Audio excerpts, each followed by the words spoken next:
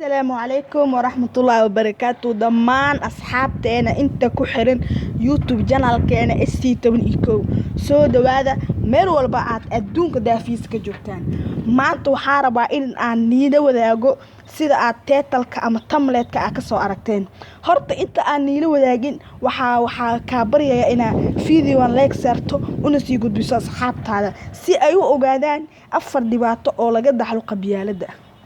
runtii afar dhibaato oo laga dhaxlo qabyaalada Soomaalidan waa ognahay inay isku burburisay qabyaalada anigana hadda kadib waxaan u soo jeesanayaa insha Allah sida aan u burburi lahay qabyaalada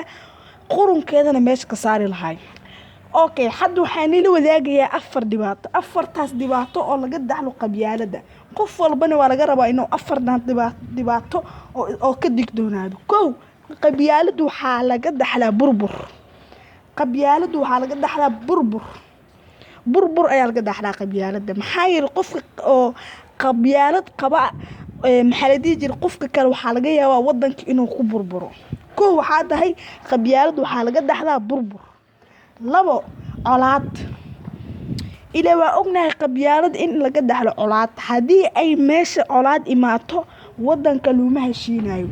qabyaalad waxa laga dhaxlaa colaad waana ognahay dhamaanteen tan saddexaad argusasho qabyaalad waa ognahay in ay leedahay argusasho qofka maanta haduu uu qabyaaladiista yahay qabiilka kale uu nacban yahay oo ka argudinaya waa dhibaatada saddexaad ee laga dhaxlo qabyaalada waa argugashada dhibaatada ugu dambayso ee faraad heeta x